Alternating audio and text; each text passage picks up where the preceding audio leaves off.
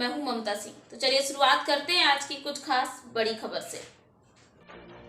भागलपुर मुख्यालय से 40 किलोमीटर दूर कहलगांव अनुमंडल अंतर्गत अतीचक गांव में विक्रमशिला विश्वविद्यालय स्थापित की है। इसकी स्थापना 8वीं शताब्दी में पाल वंश के राजा धर्मपाल ने की थी। बताया जाता है कि स्थापना के 400 वर्ष बाद 1203 ईस्वी में इसे बख्तियार खिलजी नामक मुस्लिम आक्रमणकारी ने ध्वस्त कर दिया था। भव्य पुस्तकालय में आग लगा दी गई थी, जिसके बाद यह विश्वविद्यालय खंडरों के रूप में परिणत हो गया। विक्रमशिला विश्वविद्यालय के प्रबंधन के द्वारा ही नालंदा विश्वविद्यालय के कार्यभार को संभाला जाता था। यहाँ पढ़ने के लिए कठिन प्रवेश परीक्षा से गुजरना पड़ता था। यहाँ 100 शिक्षकों की व्यवस्था थी जो 1000 विद्यार्थी को पढ़ाते थे। अतीश दीमंकर यहाँ के उपाध्याय थे जो प्रकांड पंडित थे। शिक्षा की बात करें तो यहाँ दर्शन, तंत्र, न्याय, बौद्ध धर्म और व्याकरण की शिक्षा दी जाती थी। विदेशों से भी लोग शिक्षा के लिए यहाँ पहुँचते थे।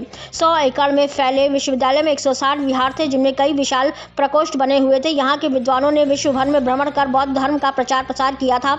नालंदा की तरह यह महाविहार भी बौद्ध शिक्षण का अंतर्राष्ट्रीय केंद्र रहा था।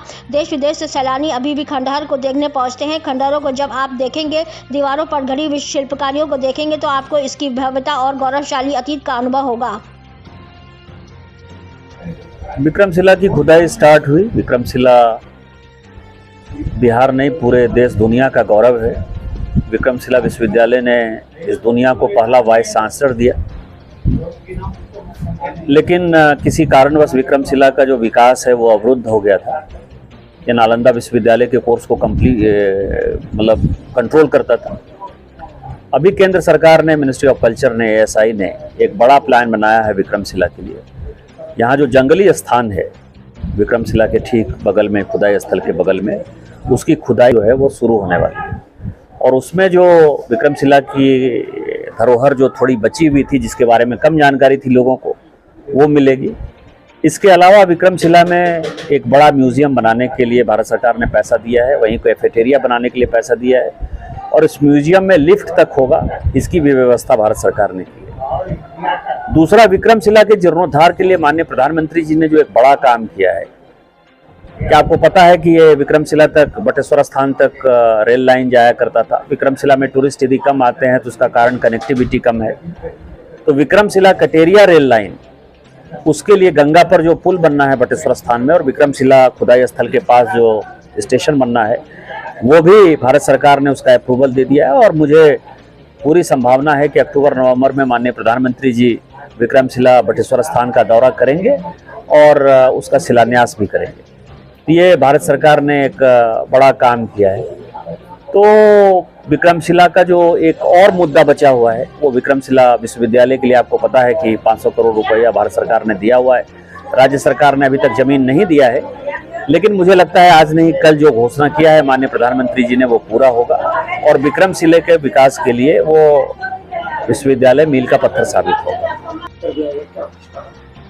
चलिए, आपने बड़ा अच्छा मुद्दा उठाया है। विक्रमशिला विश्वविद्यालय, प्राचीन विक्रमशिला विश्वविद्यालय 8वीं शताब्दी के उत्तरार्ध या 9वीं शताब्दी के शुरुआत में इसकी स्थापना पाल वंश के शासक धर्मपाल के ज़माने में हुई। धर्मपाल ही इसके स्थापनाकर्ता माने जाते हैं, और इसकी स्थापना जो हुई उसको समग्रता में समझने की आवश्यकता है। विक्रमशिला जब बना तो विक्रमशिला का इतना मुश्किल, उसमें शैक्षणिक स्तर इतना ऊंचा था, या हर विश्वविद्यालय में उस समय जो व्यवस्था थी, नालंदा में भी वही व्यवस्था देखते हैं। 6 द्वार होते थे। मध्य में जो मुख्य द्वार था उसमें 2 द्वार होते थे, प्रथम और द्वितीय।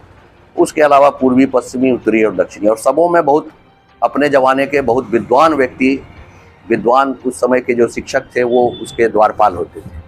तो प्रवेश इतना ही मुश्किल था उन सारे विश्वविद्यालयों में, विक्रमशिला में तो और भी मुश्किल था कि आपको प्रवेश के लिए पहले उन द्वार के उस जो द्वारपाल थे उनसे पहले आपको वो आपकी परीक्षा लेते थे।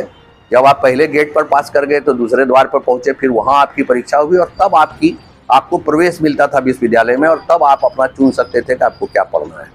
1960 में इसका उत्खनन आरंभ हुआ। 69 तक पहला उत्खनन जो आरंभ हुआ था 60 से 69 तक चला, और उत्खनन वहाँ पर हुआ। कितने साल तक चला था विश्व? छिटफुट ये उत्खनन 82 तक हुआ, उसके बाद आज तक फिर कुछ नहीं हुआ है। ये विश्वविद्यालय कहा जाता है कि 1200 में बख्तियार खिलजी के द्वारा विध्वंस किया गया इसका, और बख्तियार खिलजी वही बख्तियार खिलजी हैं जिनके लिए कहा जाता है कि नालंदा विश्वविद्यालय भी इन्होंने ही जलाया और विध्वंस किया। बौद्ध विहार भी चैत्य भी देखते हैं, जहाँ की मुख्य भवन था उसके चारों 1960 में जब इसकी खुदाई हुई तब से यहाँ के स्थानीय लोग कई तरह से आवाज़ अपने सरकार तक पहुँचाते रहे हैं, लेकिन ये जो विक्रमशिला विश्वविद्यालय है ये राजनीतिक का शिकार है। यहाँ के जो स्थानीय लोग कहें या जनप्रतिनिधि कहें या अभी वर्तमान में यदि सरकार की बात करें तो वो उपेक्षा इनके साथ कर रहे हैं, उपेक्षित नज़र से विक्रमशिला को देख रहे हैं।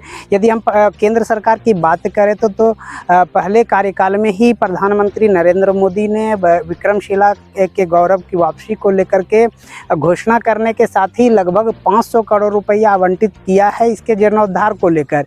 राज्य सरकार की जिम्मेदारी थी कि यहाँ पर वो ज़मीन आवंटित करती, ज़मीन को अधिग्रहित करके केंद्र सरकार को सौंपती, तब यहाँ पर केंद्रीय विश्वविद्यालय। वक्त हो गया एक छोटे से ब्रेक का। ब्रेक के बाद फिर से हाजिर होंगे ऐसी कुछ खास बड़ी खबरों के साथ। तब तक के लिए नमस्कार।